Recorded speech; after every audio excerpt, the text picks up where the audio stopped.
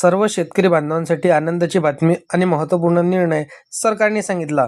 बघा शेतकरी बांधवांनो, आपल्या महाराष्ट्र राज्यातील सर्व शेतकरी बांधवांसाठी तुम्ही पाहू शकता की सरकारने 5,32,727 कोटींची तब्बल इथं नुकसान भरपाई पीक विमा सरकारने मंजूर करून टाकला.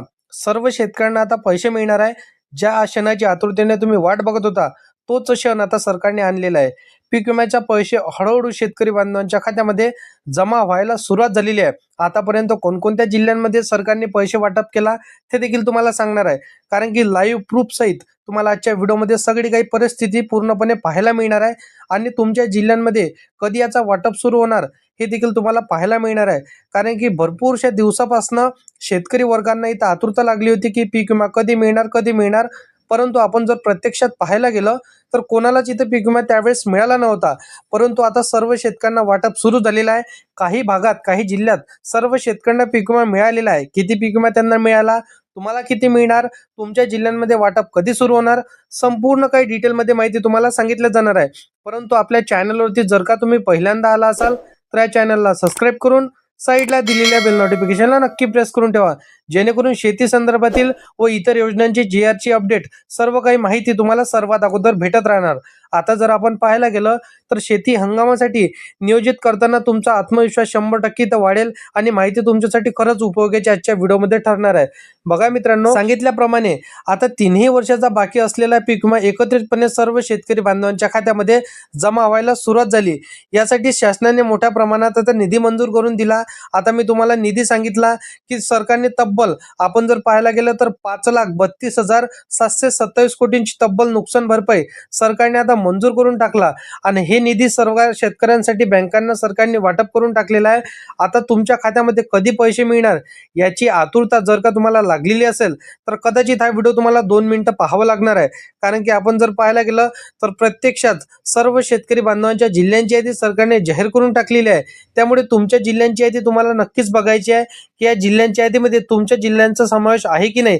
कारण की आपण जर पाहायला गेलं तर 100% रक्कम शेतकऱ्यांना दिली जात असल्याची अत्यंत महत्त्वपूर्ण माहिती आणि शासन निर्णय हा सरकारने काढलेला आहे आणि माहिती सांगितलेली आहे. त्याचबरोबर शेतकऱ्यांसाठी अतिशय दिलासादायक सुद्धा ही बातमी ठरणार आहे. कारण की भरपूरशा दिवसांपासून सर्व शेतकरी बांधव आतुरतेने वाट पाहू लागलेले होते की पीक विमा त्यांचा थांबलेला होता, थकीत इथं पीक विमा त्यांचा बाकी राहिलेला होता. तर शेतकरी बांधवांनो, आपण जर पाहायला गेलं तर पीक विम्याची रक्कम थेट बँकेच्या खात्यामध्ये त्यांना जमा झालेली आहे. काही भागात पैसे मिळाले, काही भागात पैसे मिळणं बाकी राहिलेलं आहे आणि 16 जिल्ह्यांची यादी, सर्व शेतकरी कुटुंबांची यादी त्यांनी आता जाहीर करून टाकलेली आहे. शेतकरी बांधवांनो, त्यांनी जे यादी सांगितलेली आहे त्या यादीमध्ये तुमच्या जिल्ह्यांचं नाव आहे की नाही हे कसं चेक करायचं पुढे तुम्हाला सांगितलं जाणार आहे. की 16 जिल्ह्यांची यादी कोणती सरकारने जाहीर केली त्या बघा. त्या जिल्ह्यातल्या शेतकऱ्यांचं बँकेचं खातं, जर स्टेट बँक ऑफ इंडिया असो, बँक ऑफ बडोदा असो, बँक ऑफ इंडिया असो, इंडियन ओव्हरसीज बँक असो, जिल्हा मध्यवर्ती सहकारी बँक असो, पोस्ट पेमेंट बँक असो, ICI बँक असो, फेडरल बँक असो, त्यानंतर स्टेट बँक ऑफ इंडिया असो, कुठल्याही बँकेमध्ये जर का त्यांचं खातं असेल तर त्यांच्या बँकेच्या खात्याला फक्त त्यांचं आधार कार्ड लिंक असावं आणि फार्मर ID लिंक असावी. मग तर 100% त्यांच्या बँकेच्या खात्यावरती पैसे क्रेडिट होणार म्हणजे होणार आणि 100% होणार. शेतकरी बांधवांना बघा, आता तुम्हाला हे पैसे कोणत्या तारखेला जमा होणार आहे आणि किती शेतकऱ्यांना पैसे जमा झालेले आहे, कोणत्या जिल्ह्यांमध्ये वाटप पूर्णपणे झालेलं आहे आणि कोणत्या जिल्ह्यांमध्ये वाटप सुरू होणार आहे.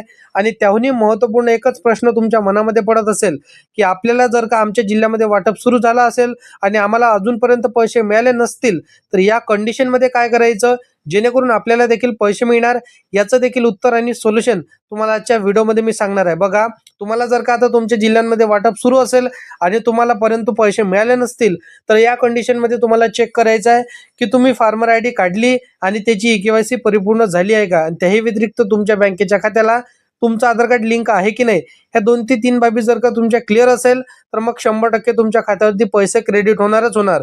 आता आपण जर पाहायला गेलं तर प्रत्येक पात्र शेतकऱ्याला प्रति हेक्टरी सरकारने 40,000 रुपये हेक्टरी पासून इथं मदत देण्याला सुरुवात केली.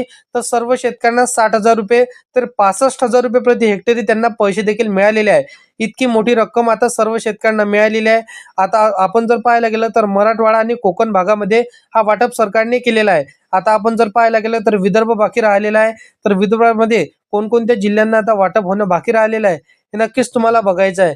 आता जिल्ह्यांची यादी मी तुम्हाला सांगतो, नक्कीच तुम्हाला जिल्ह्यांची यादी हे तपासून घ्यायची आहे. कारण की बघा, सांगितलेल्या जिल्ह्यांच्या यादीमध्ये आपल्या जिल्ह्यांचं नाव असेल तर मग 100% आपल्याला हे कामे आहे की नाही पूर्ण हे नक्की तुम्हाला चेक करून घ्यायचे आहे. बघा, सरकारने जो जिल्हा सांगितलेला आहे, रायगड, पुणे, सातारा, सांगली, नागपूर, चंद्रपूर, वर्धा, अमरावती, अकोला, वाशिम, बुलढाणा, त्यानंतर अहिल्यानगर, जालना, बीड, लातूर, परभणी, हिंगोली, त्यानंतर बघा छत्रपती संभाजीनगर या जिल्ह्यांमध्ये जर का तुम्ही राहत असाल तर शेतकरी बांधवांनो, तुम्हाला काहीच करण्याची आवश्यकता पडणार नाही. फक्त तुमच्या बँकेच्या खात्याला आधार कार्ड लिंक आहे का हे नक्की तुम्हाला एकदा चेक करायचं आहे. आणि तुम्ही फार्मर आय डी काढली नसेल तर कदाचित फार्मर आय डी काढून घ्या. आता कोणत्या पिकाला तुम्हाला हेक्टरी किती रुपये मिळणार आहे, चला याची यादी थोडक्यात आपण जाणून घेऊया. शेतकरी बांधवांनो, अंदाजे जर आपण पाहायला गेलं तर बाजरी या पिकासाठी 16,000 रुपये प्रति हेक्टरी आणि त्याहूनही 16,000 पासून तर तुम्हाला 22 ते 25,000 रुपयापर्यंत प्रति हेक्टरी सरकार देणार आहे.